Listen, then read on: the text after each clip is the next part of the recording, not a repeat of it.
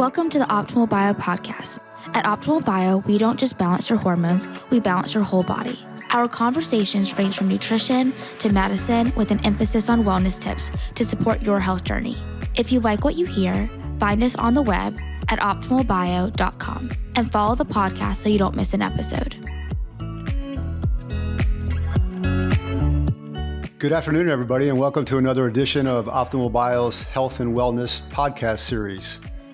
Today, we are honored to have Blake Shepard, Director of Health Promotions at Cambridge Fitness. He's been able to erase some of his schedule to pull out of his busy day to come join us today. So Blake, thanks for coming on. Thanks so much for having me, Jim. Yeah, I'm excited to be here, talk to you guys a little bit about health and wellness and, things that we really have strived to be the best at in our industry. Cool. So if you wouldn't mind, just give a brief introduction to the audience. Tell us a little bit more about what's going on with you at this point in time, what some of your roles and responsibilities are, and a little bit about Cambridge. Yeah, most definitely. Thank you. I work for a company called Cambridge Village. We are now on our third site. We started off in Apex, North Carolina about just more than 10 years ago, and we opened a retirement community in that area. That ran for a good 3 or 4 years, and then a Wilmington, North Carolina project began. That's where I kind of came on the scene. I was hired by Cambridge Village to facilitate as an exercise physiologist in the building to help the resident that lives there, but also we have a fitness membership open to the public. We focus on the older adult, and so, obtaining some certifications over years after college, I was able to kind of specialize in functional aging and work with that population on a number of different ways. I started in the career, I was a competitive gymnast growing up, and I sustained, a few extra injuries than most athletes. And so I found myself in a physical therapy setting multiple times. And I really enjoyed that aspect of learning how to heal the body through movement and trying to limit the medication if possible and just try to use stretching and strengthening and, some, holistic modalities to try to help, persevere through that and continue to perform in the sport. And then I decided to enter into East Carolina to do exercise physiology. And so I completed my degree there and started working in a physical therapy setting where I really gained a lot of skill set working in kind of that prehab side of things and working with individuals, whether kids coming in for sporting accidents or car accidents or a lot of older adults with hip and knee and back injuries and surgeries. So working in that setting for about 6 years kind of gave me a ton of experience to work in a retirement community and, be able to help so many individuals. Let me walk you back. You mentioned you were a gymnast in high school. How did you get involved in the sport in the first place? And also just for the audience, where did you grow up? Are you from North Carolina? I am. I grew up in Winston-Salem area. So Louisville is the small town outside of Winston-Salem in Forsyth County. I grew up there. I did gymnastics in Kernersville, North Carolina. I started in a rec program at 2-3 years old. Started competing at 8 years old, and then all the way through 18 when I graduated high school, I was still competing. So how do your parents know to put you in a program like that? Are you one of these 1-year-olds and 2-year-olds that are doing flips off the coffee table and jumping on couches and all that kind of stuff? You nailed it. Yeah. So at 2-3 years old, I was constantly jumping on the couch, pulling the cushions off, front flips onto the backside, climbing trees and, swinging from anything that was hanging up high. And so my parents they knew it was time to set me up for some structure and allow me to express myself in a, professional setting around those that also, know the sport. And I fell in love with it. I was tumbling at 5-6 years old. I competed in high bar and rings and pommel horse and really just took on men's gymnastics full on. But the injuries definitely slowed it down. I'd be, persevering through one injury to another. And it just kind of accrued to the point where, my body said, you know what, maybe high school sports, wrestling and lacrosse and doing more team sports would, help out. So I started coaching gymnastics and, continued that after high school. And just working with athletes. And then I kind of fell in love with working with adults and ended up being older adults in the physical therapy realm to really help them transition from physical therapy into a structured fitness program with a little bit more medically thought process to, engaging with them. So when you're training back then, how competitive were you? Did you go off to camp, for example, and go train in Florida with, former Russian coaches, or were you just doing a lot of stuff locally? And, and when did you start getting hurt? So the competition side of things, it really became more of a traveling type gig around 12, 13, 14 years old. We'd have competitions all around the state, Virginia and Georgia. We had, regional events down in Florida most of the time. So yearly you would have a state competition and then you would qualify for regionals. And I was very competitive for my age group and continued on to about a collegiate level. And then I had a pretty bad ankle and foot injury that really slowed down that route of, collegiate gymnastics. So, but everything worked out for a reason, getting set up in a physical therapy clinic. I look back at, back-to-back injuries. If I hadn't had that, I probably would not be where I'm at doing something that I love so much. So, yeah, it's kind of so we had a guest on a couple of weeks ago, and she played soccer and ended up sustaining some injuries over time, and we got into a discussion about whether or not playing a single sport or overtraining actually leads to just too much wear and tear on specific muscles, joints, bones, etc. With all the knowledge you have now and looking back on,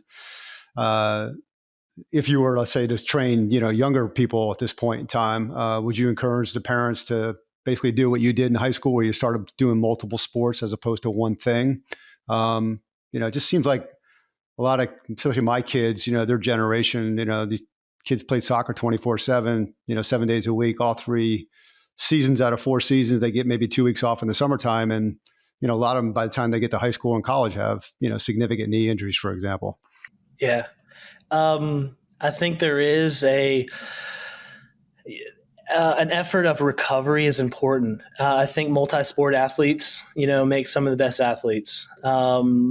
All my friends that I grew up with that did gymnastics at a young age were able to compete in baseball and football. And, a lot of us were a little bit shorter, so maybe not basketball per se, but we could definitely, sprint with the best of them. Playing Pop Warner football, doing being a cornerback. I was in my younger years. So being able to compete, I don't think hindered or caused all the injuries. I think it was not understanding the what the body requires to recover between seasons. In the sport of gymnastics, we do a lot of mobility, a lot of stretching, and that came to be, kind of a point where I became hypermobile. So I may have been able to avoid some of those injuries if I had worked on certain muscle groups like the hamstrings to avoid knee injuries because I was so mobile in the hamstring itself. Being able to do splits and jumping and a little hyperextension of the knees, my hamstrings needed to be stronger, and those type of focused strength training should have been in place, knowing what I know now. But I don't think that overtraining leads to injury. I think there's a balance between understanding what your body requires to recover and then how you can really isolate and strengthen certain parts of the body to reduce your risk of injury. So when you get to college, you obviously have had this experience, as a gymnast and getting hurt and what have you. In addition to that, was there a specific moment in time where, you decided, hey, this is the path I want to take and this is what I want to do? Or is it just simply a culmination of all of your experiences up to that point? There was definitely a light bulb. Yeah, I started shadowing a physical therapist named Garth Espy. This was in Greenville, North Carolina, and he had taken me through an ACL recovery program. I had torn my left ACL twice, actually. I had, tore it, rehabbed it for 6 months. He said, don't go back to sport. You know what to do your homework. Well, I'm a college, athlete. Just said, I'll start playing intramural soccer. I'll start, doing some other fun things my friends are doing. And it just kind of taxed the joint. I was still working at a cheerleading and tumbling gym at the time. So I had access to trampolines and spring floors. And so I was continuing to tumble on my own. I was invited onto a world competitive cheerleading group. So I did that for a couple years. So, 8 months out, I retore that ACL. So I went back to Garth and he said, I told you so. And I said, listen, man, I'm here to go full in with everything you have to do. I'll give you a full year. And so we became great friends at that point. I started working for his private practice, and it really just set me up for success. He was able to work with that 12-year-old and that 90-year-old back to back. I just really got the passion to want to help people and, have the demeanor of patience and education and really just kind of figure out the whole route of physical therapy. Going into PT school was initially the plan, but then I started to realize that I wanted to help somebody more than that specific joint. Typically, the way physical therapy works is you get a prescription for therapy for a particular joint. You have a surgery on a shoulder, and that orthopedic surgeon says you need physical therapy on that right shoulder that was surgically repaired. Well, that physical therapist can only help that right shoulder under that prescription. So that physical therapist legally should not be telling you anything about your left knee that bothers you or the low back pain you woke up with. And I wanted the flexibility in a career to be able to help somebody on the grand scheme of things. So if my personal training client comes to me, I can help them with that right shoulder for 15 minutes, and then we can work on that left knee, and then we can talk about structuring the low back with good core and, posture. So most people, unfortunately, when they have choices on who they want to treat, tend to treat younger, either kids or young adults. Seems like there's a lot less people that are interested in helping the older population. What was your driver in that regard? I had this really, really cool 90-year-old male. He had transitioned from physical therapy into the wellness program that we had on site. So what we developed was after somebody was discharged from physical therapy, they could pay like a $30 membership fee to our private practice, and they could continue to come as a fitness membership. So the physical therapy techs and the assistants kind of already knew that person and their timeline of physical therapy. And then we would just continue their program depending on what kind of goals that they were still trying to achieve, and obviously the limitations that they came from in the therapy setting. This 90-year-old man was so determined to, get himself in shape to take care of his 85-year-old wife. He was very adamant that he didn't want to be in a nursing home. He wanted to live independently. He wanted to be able to help out around the house and continue to drive and do what he wanted to do. And me personally, I thought I was going to break him. I said, I really don't know. I've never worked with somebody 90 years old. But granted, he was in good shape. Thinking back on it, he did not have walking assisted device.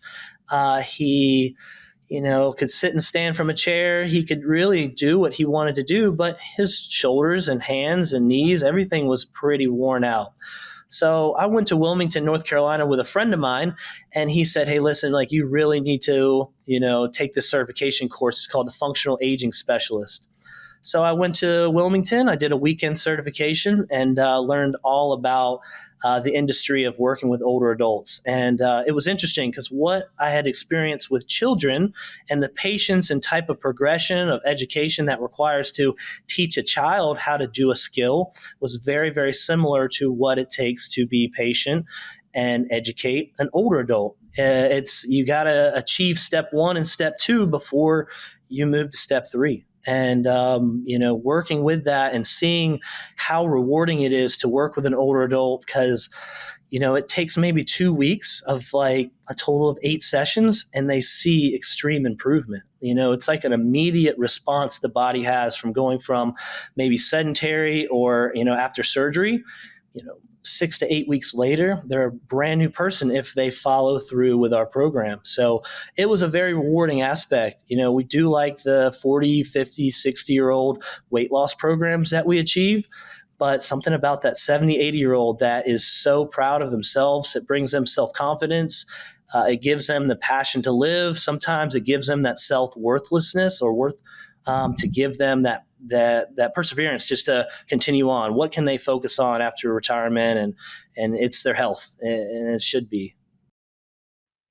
I'd imagine too, if somebody obviously had a health issue and then they, let's say, had surgery or they were in the hospital for a while, then they go to rehab, having family members that have been in rehab before. There's a little bit of physical therapy, but there certainly isn't enough. And, I'd imagine that having a setback like that and then having that person come to you, to me, it sounds like it's a much bigger project to get them going again than it would be, let's say, somebody that's already living independently that might be, might be in better health and not as compromised. And if that's the case, are there certain techniques, or better yet, just walk us through some of the things you might do for a rehab patient that's graduated, compared to somebody who's, in an independent facility right now. It's communication factor from me to the physical therapist, understanding, all right, they've achieved goals A and C, but they still need to work on goals B and D. So, kind of understanding their baseline. So we do a lot of baseline testing, strength testing. We have bioelectrical impedance scales that will measure your muscle mass, body fat, and just overall water composition as a good measurable factor, because we want to make sure the body is balanced, very symmetrical. So, creating that symmetry is kind of the step one.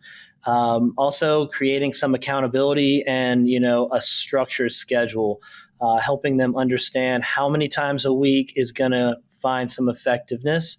And then how long is this going to take? Some take a little bit longer than others, but giving somebody some sort of a timeline to understand so that they can really buy into it and commit. That's step one.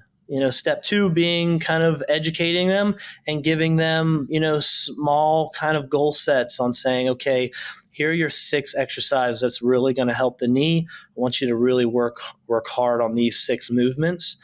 And then, give them 2 more exercises, 3-4 weeks later, and then 2 more exercises another couple weeks. So instead of giving somebody, 12 things to do and step in the first day, that can be very intimidating. It's not usually comprehended. And then you'll just run into somebody getting frustrated and then just stopping altogether or saying they don't have the time to do it. Most of our workout programs can be achieved in less than 45 minutes. So we can really warm up and cool down and have a solid strength training focus on a particular body part or just general health in about 45 minutes or less. And do you have a full-scale gym? When they're focusing on specific body parts, are they, working on, machines, for example, or is it more primitive where, you're in a room and you have some dumbbells and some other things? No, we've got a full setup. We set up here in Briar Creek. Our facility opened about 3 weeks ago, so it's brand spanking new. It's 25,000 square feet. We've got indoor pools. There's an aquatic pool and a lap lane pool. There's a dry sauna that's just in the aquatic area. In the strength training area, we've got a full array of three squat racks, dumbbells from 2 pounds to 100 pounds. We installed what's called Kaiser pneumatics. That is a air pressure equipment that was originally kind of invented for a speed performance in collegiate athletics. So you're using air pressure, so that's giving you the opportunity to have constant resistance under constant pressure. That's going to facilitate safer joint movement, but also you can work speed, power, and reflex. So having that technology has given us the ability to use that for a rehab setting and also senior living. So once that Kaiser Pneumatics became very successful in a collegiate athletic performance side of things, rehabilitation centers picked it up. And then from there, it went into senior living because it's very user friendly. You've got thumb toggles that increase and decrease your resistance. And so you have an electronic display board that shows you pounds of pressure. So within a given movement, you can change that resistance on the fly. So let's say, for instance, you're doing a chest press. So the weight is starting close to your body, and you can start at a particular resistance. As that gets away from your body and you're a little bit stronger with your arms extending, you could increase that resistance at locked arms. And then you could slowly decrease in an eccentric movement, and that's going to give you extremely fast strength gains through that safe. Because under your most vulnerable position, when the weight is close to the body, you want, a moderate amount of resistance, because that's when the angle on the shoulder can get you into trouble. But as you're pushing forward, you can be increasing that resistance to a locked position. Once you're locked out, then you can lower that heavier resistance all the way back down. So, there's about 8 pieces of equipment just like that in our fitness center. Obviously, we've got 30 different pieces of cardio equipment, a turf area, group exercise classes all day long. And so having, the individualized routines or that group X instructor can give somebody something that they can be confident in achieving. And are these workout facilities embedded in the complex itself where there's residential living, for example? There is. Yeah, that's something Cambridge has really focused on. We have what's called optimal living programs. And so what that is within the senior living or retirement communities, typically a resident is between 55 and 95. From within that realm, they're able to utilize that fitness center, and that's included with their rental package.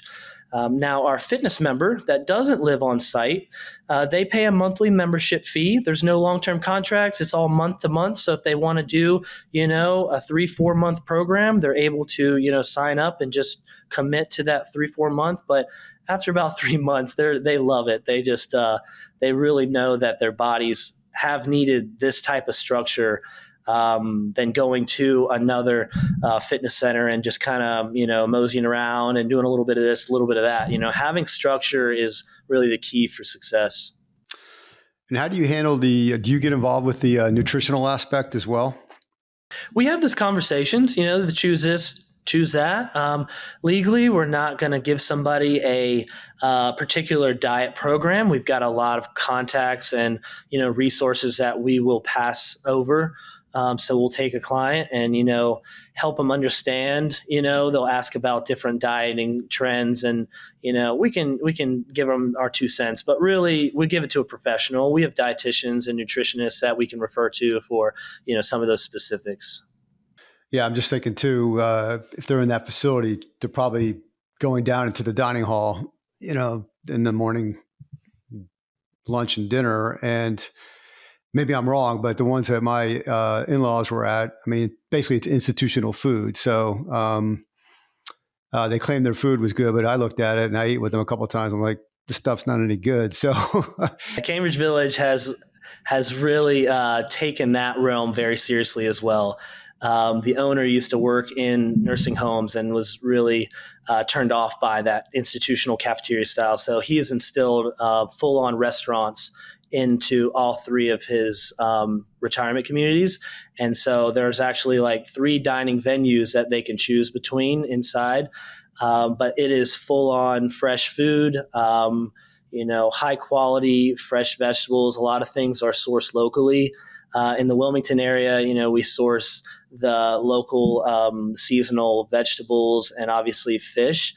And throughout the communities, we have consultations with the chef, and we do menu designs every 2 to 3 months. And so we change it up, and we have, very healthy options, but you can also choose your burger and fries if you need to, and if you want to reward yourself. But we definitely try to do some menu navigation classes or cooking demonstrations where we will prep healthy food in front of a group of residents to say, hey, listen, you can be doing this in your home. Obviously you have this amenity and the convenience here, but I always try to help people understand that just cutting a cucumber and eating it and cutting some bell peppers as a snack, you're not getting that in a restaurant. You need to do that on your own. And that's really, really going to bring in the vitamins and that raw veg to help your digestive system and continue to, recover from your workout. So the hydration factor is also implemented a lot throughout the communities that's huge with our older population is dehydration with the medications that they're taking or just the laziness of feeling like drinking water makes them tired or makes them have to urinate more often. And so the brain is detrimental to dehydration. So we really try to help them understand the importance of water, how to get water through vegetables and fruits, and then, how to balance a plate, how to understand what macronutrients are and protein sources and, eating different things each day and how that affects their metabolism. In dealing with the residents and some of the other, I'll call them patients in this case, is there a commonality to various weak points within the body? For example, because they, based on their lifestyles, is it more lower body compared to upper body? I know you're going to say it's universal, but in general, where do you start? And then, like I said, is there a commonality in that? Yeah, core and posture is typically the weak point. When the glutes get weak, the knees take on additional load and stress. So if your glutes aren't helping you sit to stand, absorbing ground forces as you walk and move, your hips also help kind of carry the weight of your body. So if you're carrying, 20 extra pounds, the knees start to take that load as well. So a lot of times we're focusing on hip extension and glute contraction and trying to build strength in the hips. Posture, cervical retraction and scapular retraction, trying to get shoulder blades to squeeze back. We see a lot of times mobility in the shoulder blades starts to get rigid and doesn't have the mobility like it used to. So range of motion, reaching overhead becomes a limitation, which then pulls the head forward. And that's how we get into that hunched over, older adult, vision that we see. It's pretty amazing. And one rewarding factor is totally changing the way somebody looks and how old they look just by repositioning their shoulder blades for an upright posture. I mean, you can look 10 years younger just by, changing your posture. And it also kind of helps you carry a little bit more confidence in yourself. If you walk up to a group of people and you're kind of hunched over and leaning into it, you're kind of holding in. But once you kind of can open up and really hold some posture, your confidence and your willingness to express yourself really opens up. So those are some commonalities that we see very often is knees, posture, core strength. So from a glute perspective, would be some of the, common exercises you would put some of your patients through? It depends on limitations. If their knees are capable, we want to load some squats. Sit to stands are very important.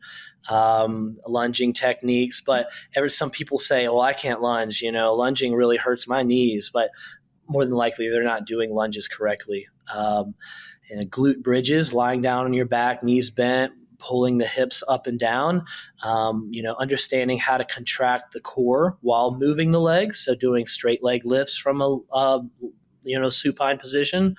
Tons of leg work. The pool is a great way to start. Those that really have severely aged knees or surgically repaired knees, water therapy can do wonders for really decreasing your weight on those legs by about 70%. If the water level's at the stomach to the sternum, we've got a lot of different decrease on how much weight is through the legs. So water aerobics becomes very addictive to those because they they find that they get instant relief with an hour class. They go from not being able to walk as well to all of a sudden having longer stride length, more strength in their legs. The core contracts through rotational movements. Just a variety. So, we've really built our fitness centers around lower body strength because it is so important with balance and mobility and weight shifting. Multi-directional movements is very important. Being able to sidestep and be, very steady, or even walking backwards. You'd be surprised how many people, look like toddlers walking backwards. I have a 2.5-year-old, and it's funny. I see very similar movement patterns between that toddler trying to move forward and that older adult trying to move backwards. It's interesting. And once they get better at moving backwards, we've decreased that fall risk tremendously, because some dramatic falls that happen are falling backwards and, landing on hips or hitting the head or reaching back behind you and ripping your shoulder up. So once you can really get more comfortable in stepping backwards and making some quick adjustments, or practicing twisting up the legs, for instance, if you happen to cross over your feet, not being familiar with that kind of stuff really increases your risk of falling.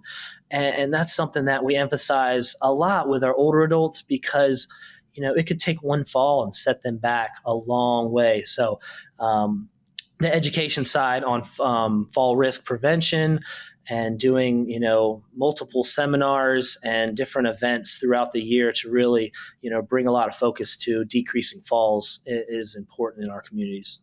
Yeah, I was listening to a podcast on Joe Rogan a few months ago, and he had I can't remember his name, but he's pretty popular right now. He's the knee over toe guy. And, he was basically advocating, deep knee bends, but also walking backwards, because none of us really walk backwards, right? Even when we're younger, and unless we're playing a sport and we're running backwards. And, just simply doing that, helps strengthen the muscles around the knees and what have you. Yeah, it's really important. I follow the knees over toes guy, and I like to see his approach, and we utilize some of that technique, but most of the time we like to keep the hips back and holding on to like a ballet bar on the wall, or a heavy piece of furniture, or even the kitchen sink can be a great way to kind of load the hips, decrease stress on the knees, and kind of really activate the glutes, understanding on hip abduction and hip adduction, and how important that is to keep the hips and the pelvic floor as well as the core engaged through that squat. Do you find that, obviously when you're older, you're going to have less muscle mass, and some of the medications that are out there, will depress that even more. And also, through time, through age, and through medication, you're going to lose bone density as well. So I know you can't tell them to go off their meds, obviously, but do you find that obviously you're making progress with the people that you're treating, but do you find that they could accelerate some of that treatment if they weren't on some of these medications? I don't know too much about medications, just the common ones that, people tell me that they're taking. When it comes to strength training and aging, it doesn't matter how old you are. You can always, increase strength. Now, you might not put the mass on that you did when you were 30 or 40, 50 years old, but who really cares at that point? You're really just trying to be functional and be able to, if you want to hit the golf ball further, you can get stronger to hit the golf ball further. If you want to be able to get down on the floor and pop right back up, you can build the strength to do that. We have doctors in-house that we do consultations and blood labs. We do hormone panels and really start to understand where their hormones are at. And, knowing that knowledge, it really helps us set them up to have advice from a clinical setting, and then be able to utilize exercise physiologists and personal trainers to set them up with a successful strength training program, depending on their limitations and their goals. utilizing bioelectrical impedance can, see those strength gains and give them that, kudos to say, hey, you started with, 20 pounds of muscle on each leg. Now you're at 22 pounds of muscle. So, seeing that and having that medically based scale can give them, maybe they don't see mass increasing, but they know that they are getting stronger, and they obviously can feel it through sport or just functionality day to day. Sure. Yeah, we've at Optimal Bio, we treat patients that are 60 and over, and we use a bioidentical hormone replacement therapy, which is the pellet, and not the creams or the shots or the orals. And we've seen, we try to tell everybody too that, hey, when you're coming in, you're getting this, your testosterone level is going to increase. You will gain, some additional muscle mass, but you need to work out. You need to exercise, those muscles. Otherwise, you'll get some benefit, but you're not going to get as much as you want.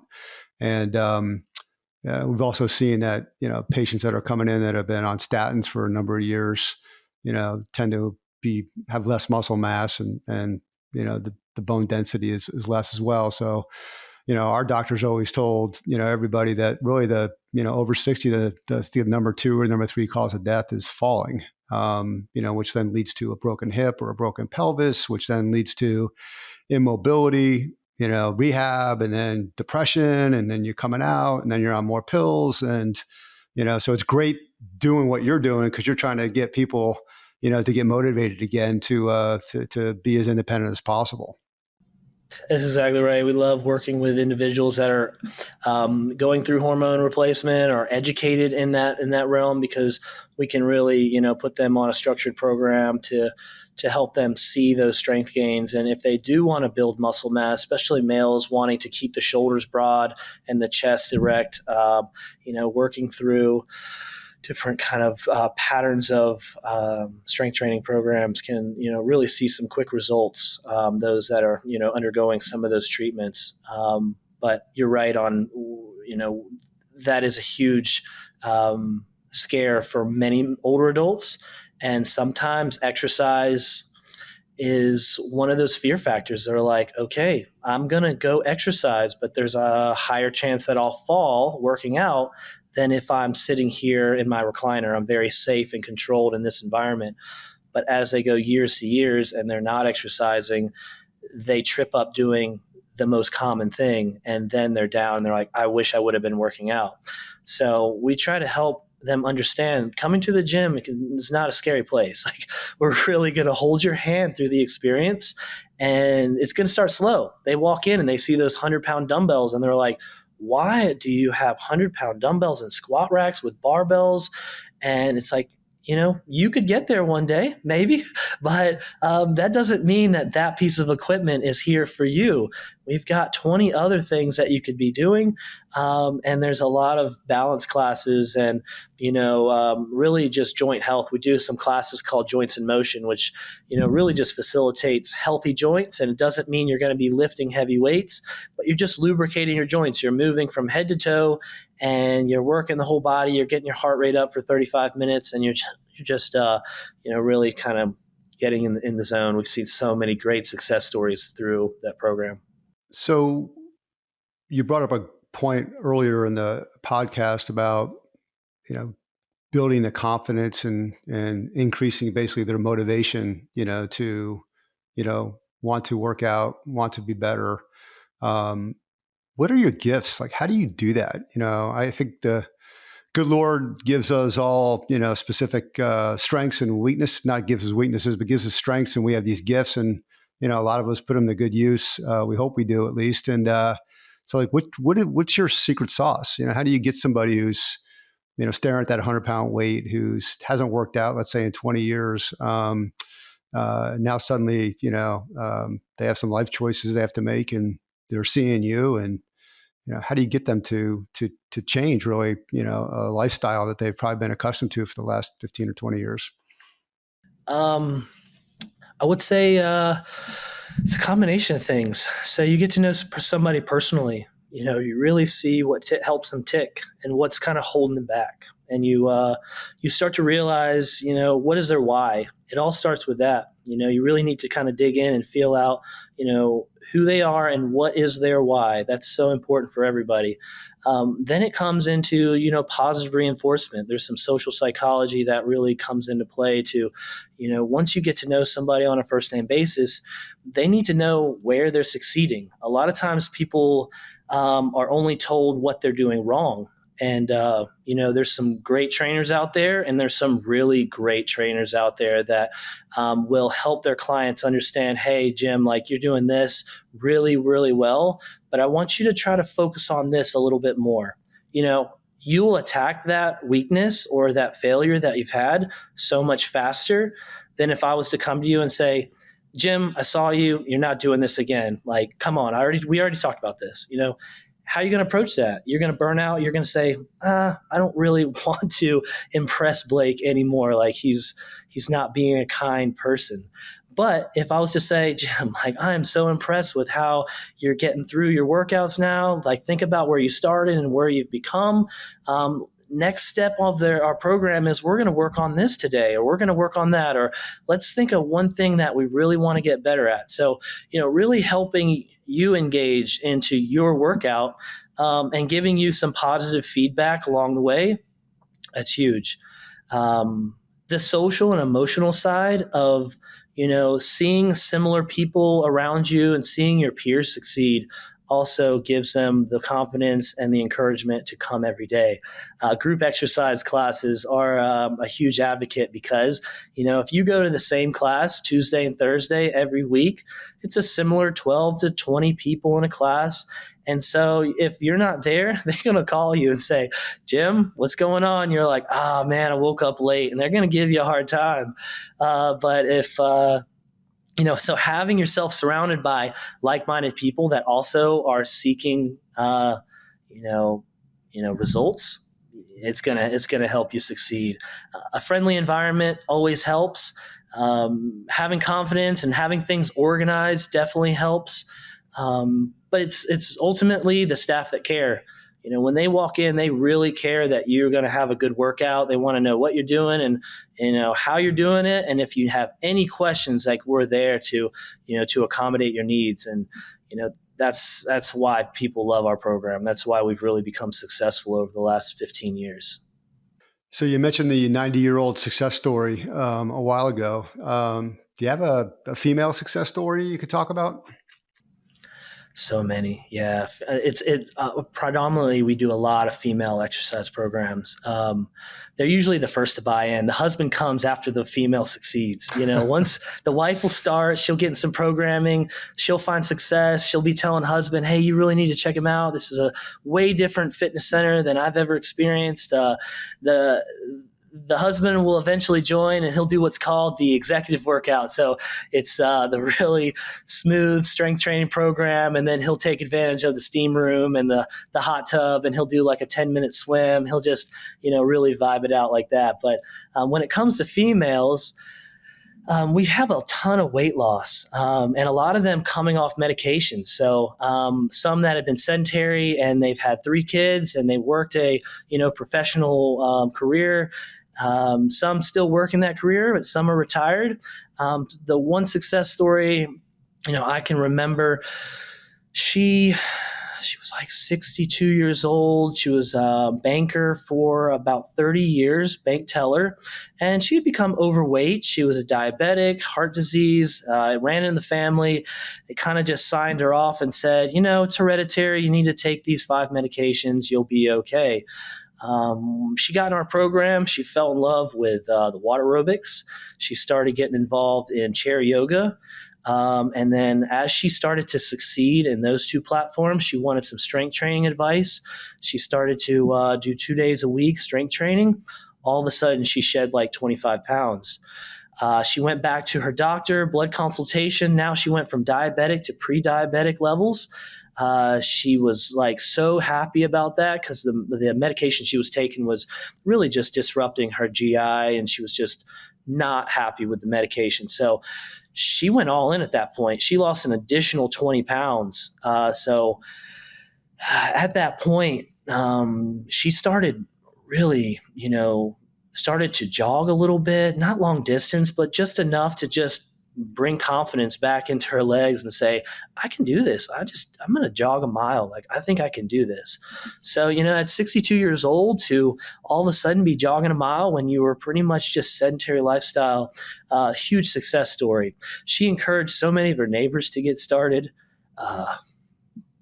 Family members, like, it was like just that one person just really attracted so many more to get started. And she just said, I just started, just work with those trainers. They know exactly how to set me up for a specific routine. So Yeah, no, it's a great story too. Peers love to see results too. So you can see somebody that's like you, and suddenly, a year later, they look a lot different. They're happier, they're more active, and they're doing things. And it's a great motivator for somebody else to start doing that at that point.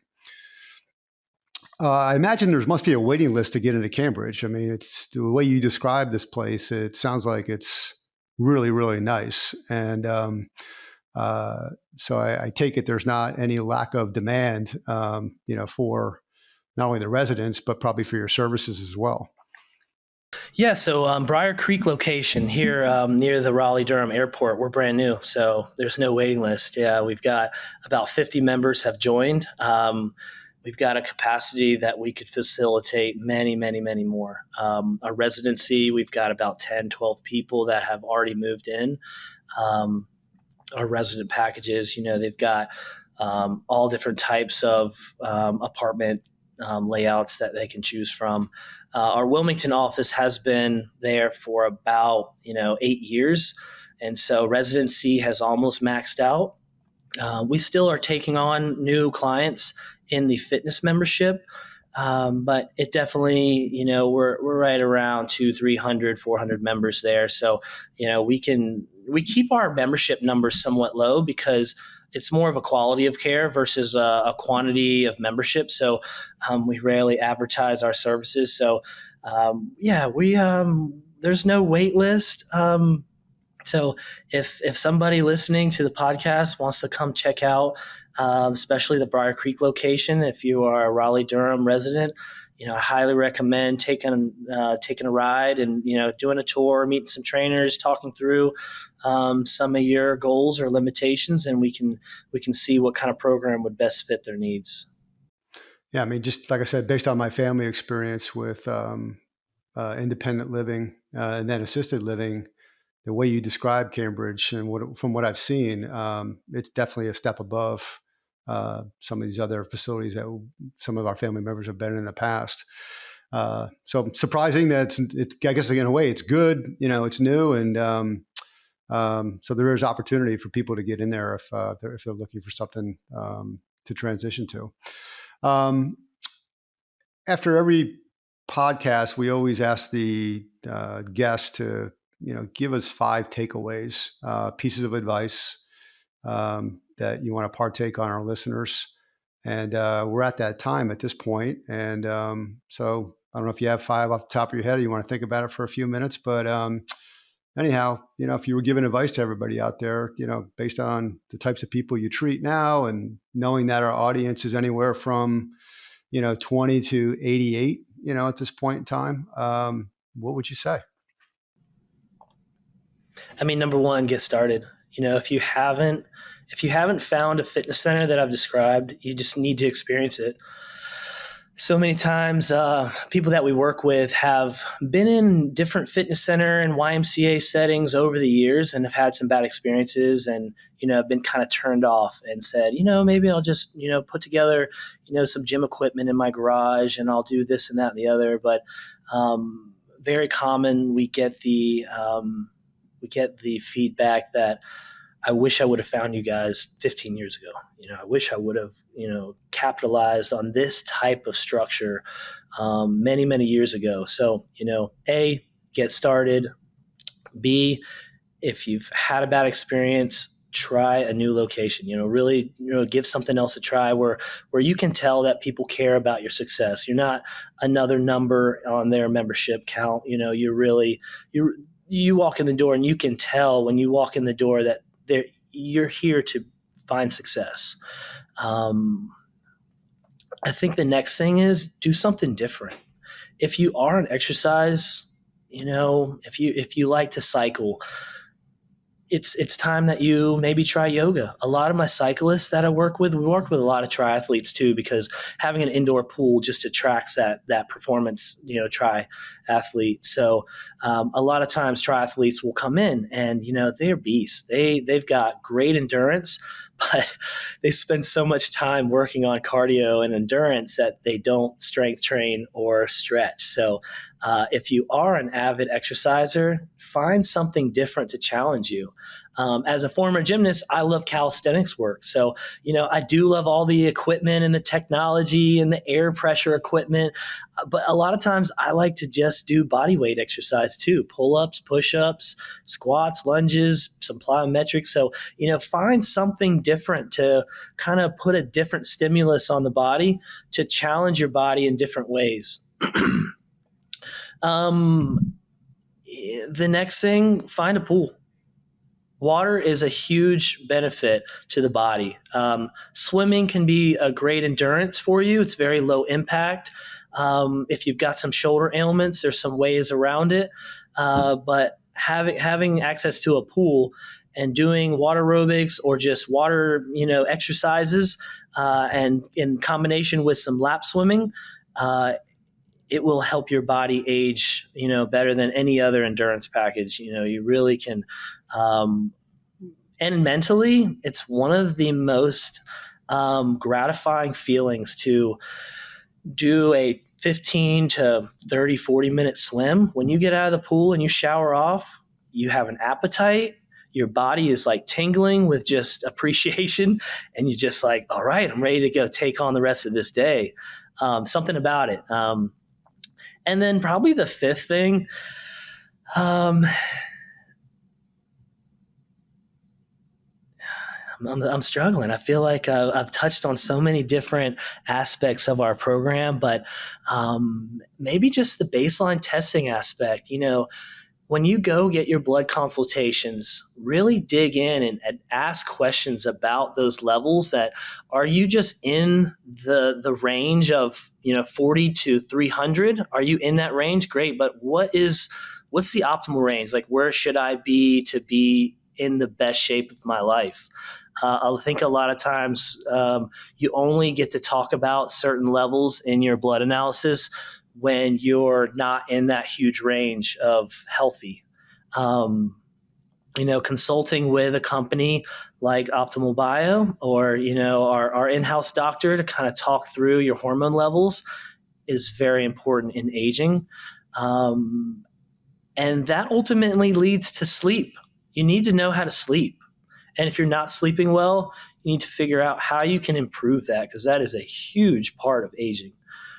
We see that all the time. We're doing some wearable technology that tracks sleep, and we're doing some pilot programs to see, what type of programming, what type of exercise and nutrition can help sleep, and meditation and things like that. So we're digging in and trying to educate ourselves just through experiences to see how we can improve sleep. So I threw in a number 6 in there. But. Yeah, no, hey, that's good.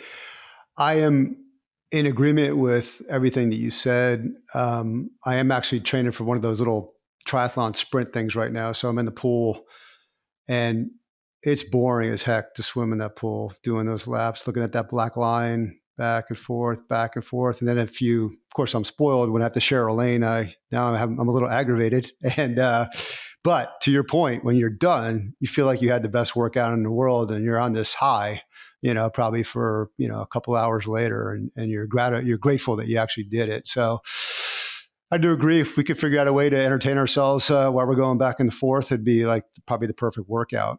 And I do agree also, it's traditional medicine as such, and the lab ranges are so large these days, with pretty much everything that, when you're normal, and you're still not feeling that great, the doctor basically says, hey, you're good and you're on your way. When in reality, the ranges were a lot shorter, back in, 90s, 80s, 70s, and so on and so forth. So our doctor always says, follow how you feel, and, don't just accept, a normal range as being optimal for you at that point in time. And so that's great advice as well. Hey, listen, this has been great. I really enjoyed, having you on today and learning about yourself and what you're doing, and love to keep a marker open and have you on in the future. And for those that are interested out there, please check out Cambridge Villages. I mean, the place sounds spectacular, especially the one in Briar Creek. And, Blake, thank you for your time today. I appreciate it. You're welcome, Jim. I'd love to have you over and show you the space. If you want to find our location, Google the Cambridge at Briar Creek. That'll bring you to the corner of ACC Boulevard and TW Alexander. We're a few miles from the airport, so if you're in this area, or if we have a listener that is not a North Carolina resident, and they're flying in through RDU and you have to spend the night, unfortunately, come check us out. We've established with some of the local hotels, and they're excited for that kind of avenue to be able to advertise a drop-in rate or something like that. We do allow drop-ins, so you don't have to be, a monthly member to access the fitness center. So if you just want to come by for a day pass, you can definitely utilize that service. As far as entertainment in the pool, real quick, a lot of our members, they have fallen in love with the small Apple Touch or the Apple Cubes, and some waterproof headphones. And some listen to podcasts, some listen to music, and they say that just helps them distract. Some do kind of meditation and tranquility through their swim. Some. There's that avenue of electronics these days of waterproof headphones and, media technology to be able to distract you. So I personally just like to count. I'm like a kind of a crazy counter. So I guess as a trainer, I've been counting for years. How many sets of 10 have I counted in the last 20 years? A few million counts. Yeah, I can have a conversation with you and know what count you're on without you knowing. Well, I'll potentially try the waterproof headphones. I'm not sure that the sound will be high enough to get over my breathing. They've been breathing and the slapping of the water during this the whole training session. But hey, thanks again. It's been great, and nothing but the best for you. And good luck and God bless. Thank you. Yeah, I'd love to do this again with you. If you have any kind of health topics that you want to run through, I'd be more than happy. So I'll be in touch with Aaron over the next few months, and I'm sure we'll collaborate on other events going forward. Sounds great. Thank you, Blake. All right. Thanks, Jim.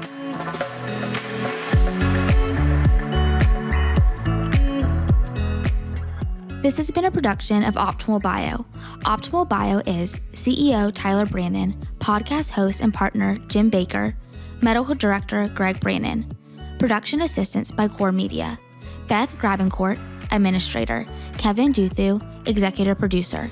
The podcast can be found on our website, optimalbio.com, on Apple Podcasts and Spotify.